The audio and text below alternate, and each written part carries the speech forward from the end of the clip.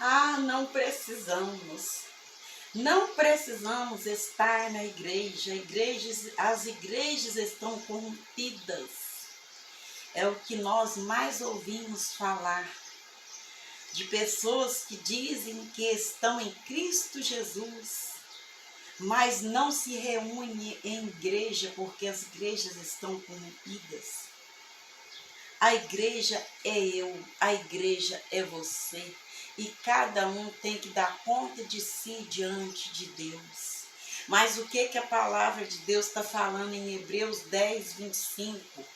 Não deixando a nossa congregação como é costume de muitos, mas antes devemos alertar uns aos outros. Não deixando a nossa congregação como costume de alguns, de muitos, né? De alguns, como é costume de muitos. Antes ademoestando-nos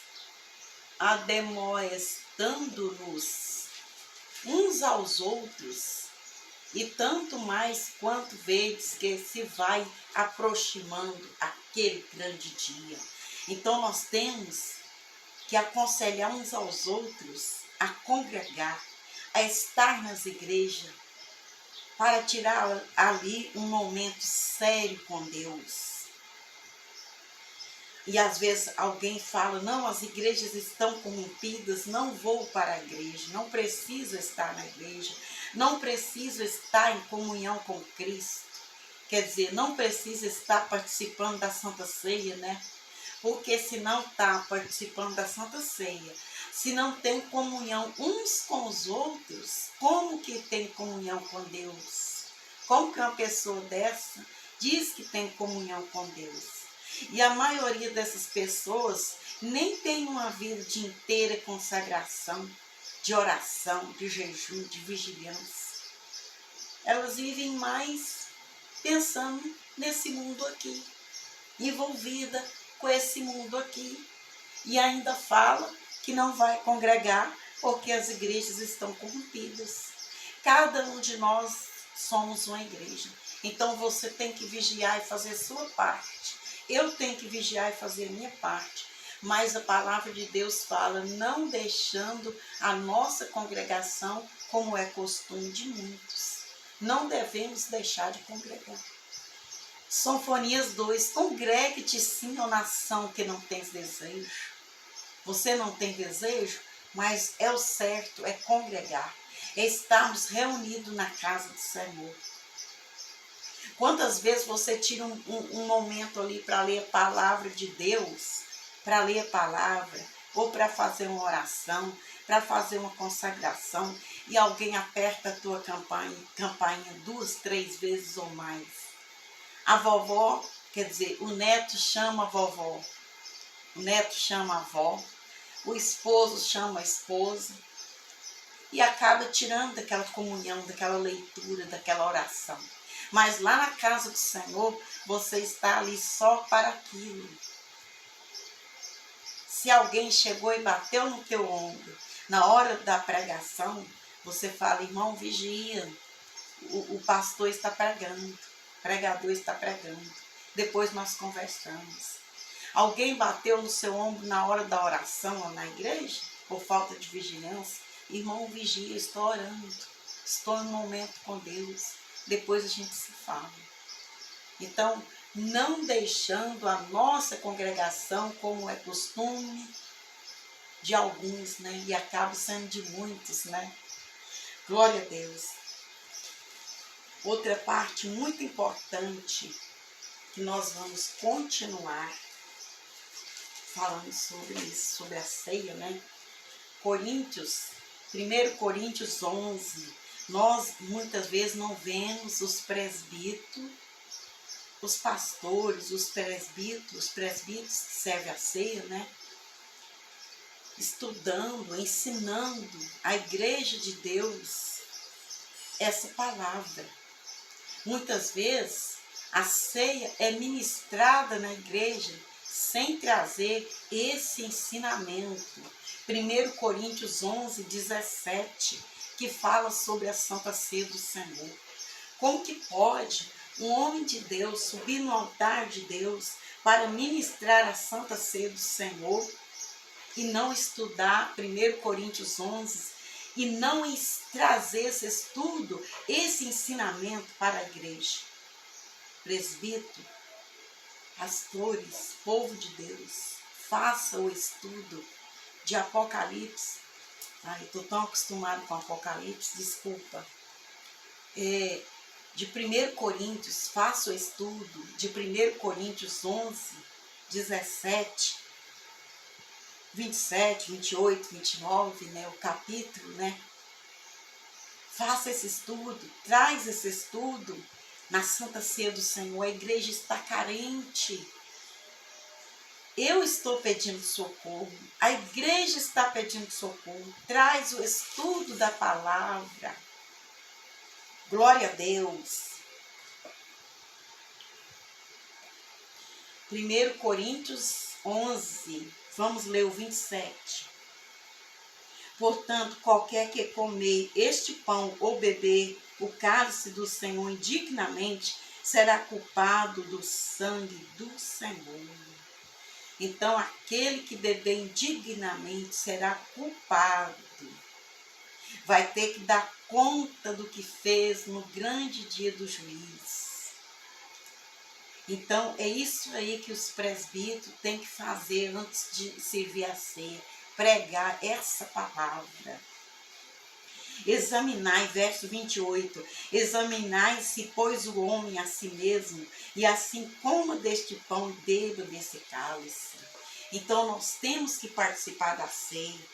Nós temos que congregar, como diz a palavra de Deus, em Hebreus 10, 25. Não deixando a congregação, como é costume de muitos. Nós temos que participar da Santa Ceia do Senhor. Porque aquele que não participa da ceia do Senhor não tem vida em si mesmo.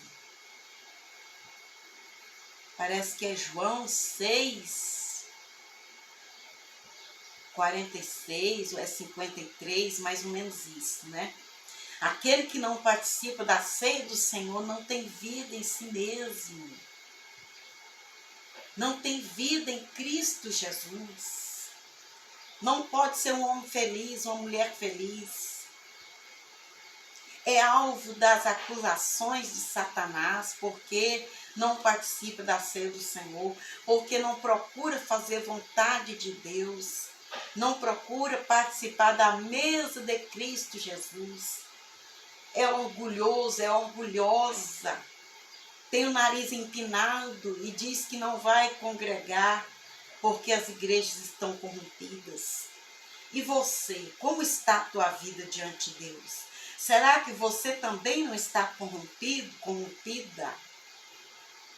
Você que afastou da igreja porque a igreja estava corrompida? Você que não está ali reunido com os irmãos, participando da ceia do Senhor, para a sua própria salvação, para a sua própria vida, porque acha que o povo está corrompido? E você, será que você está certo? Será que você está certo? Você está vigiando? Você está cheia do poder de Deus? Você está participando da Santa Ceia do Senhor? Glória a Deus. Deixa eu ver se eu encontro aqui. Aleluia, Jesus. Cabecinha boa, procurando lá atrás. João.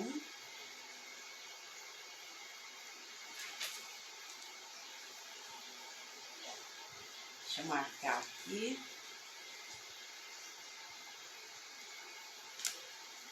João 6.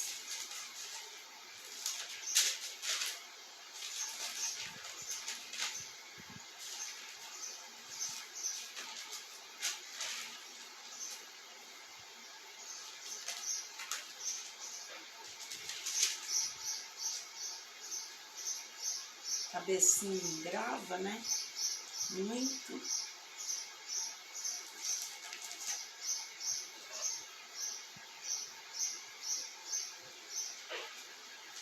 Aqui no verso 50. João 6, 50. Este é o pão que desce do céu, para que o que dele comer não morra. Então, esse é o pão que desce do céu, para aquele que dele comer não morra. Quem é o pão que desceu do céu e se fez carne entre os homens e morreu para nos salvar, para nos libertar? Os nossos pecados estavam sobre o ombro dele. Quem é? É Jesus. Esse é o pão que desceu do céu. Este é o pão que desce do céu, para que o que dele comer não morra. Então devemos participar da Santa Ceia. Será que participamos da ceia em casa? Será que isso é certo? Eu sou o pão vivo que desceu do céu. Se alguém comer deste pão, viverá para sempre. E o pão que eu der é a minha carne, que eu darei pela vida de muitos. Glória a Deus, aleluia. 54. João 6, 54. Quem come a minha carne e bebe o meu sangue tem vida eterna, e eu ressuscitarei no último dia. Uns ressuscitarão para vergonha e desprezo eterno, e outros ressuscitarão para a vida eterna. Quem come a minha carne e bebe meu sangue tem vida. Esse ressuscitará para a vida eterna. Tem vida eterna. E eu ressuscitarei no último dia. Glória a Deus. Porque a minha carne é verdadeiramente comida e o meu sangue verdadeiramente bebida. Quem come a minha carne e bebe meu sangue permanece em mim e eu nele. E eu nele.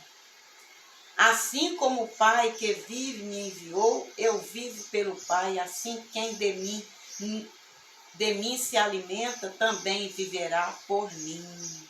Glória a Deus. Então, para nós ter vida, ter salvação, ser liberto, ser salvo, ser purificado, para nós ter o nosso nome no livro da vida, nós temos que estarmos reunidos na casa do Senhor e participar da ceia do Senhor. Glória a Deus, aleluia. Vamos voltar para o 11, 1 Coríntios 11, verso 27. Glória a Deus, aleluia. Vamos para o 28, nós já lemos, né? Vamos ler de novo, 28. Examinai-se, pois, o homem a si mesmo, e assim como deste pão e beba desse cálice.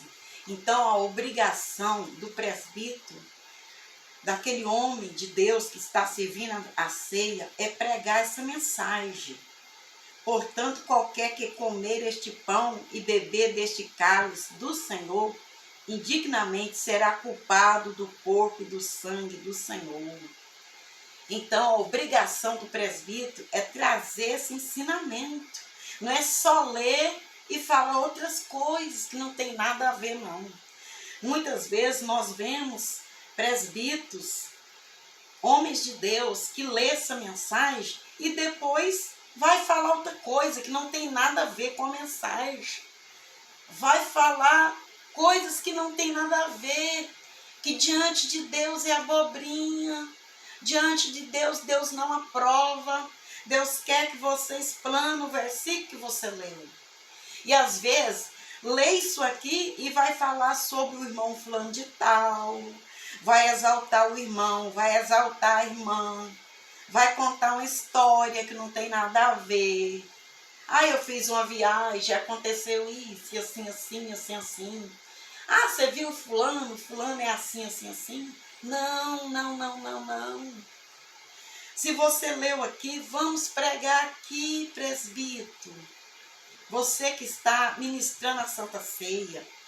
Vamos explicar essa mensagem aqui para o povo. Nós estamos precisando de ouvir este estudo, esse ensinamento. Glória a Deus. Será culpado do corpo, do sangue do Senhor, aquele que participar indignamente, né? Aquele que não ama o próximo, aquele que não abraça o seu irmão. A palavra de Deus fala para nós chorar com os que choram e alegrar com os que se alegram. aquele que não chora junto com os que choram, que não se alegra junto com os que se alegram, que não ama o seu próximo, que é falso, que é arrogante, que é contendeiro, contendeira. Essa palavra é para todos nós. Será culpado do sangue do Senhor. Glória a Deus. Indignamente será culpado do corpo, do sangue do Senhor. Será culpado, será condenado aquele que participar indignamente do sangue de Cristo. Glória a Deus. E aqueles que não participam, não têm vida, como nós acabamos de ler lá em João 6:53, né? Glória a Deus. Examinai-se, pois, o homem a si mesmo, e assim coma deste pão e beba desse cálice. Então nós temos que examinar nós mesmos. Eu tenho que fechar o meu olho e pensar, será como está a minha vida diante de Deus? O que é que eu tenho feito?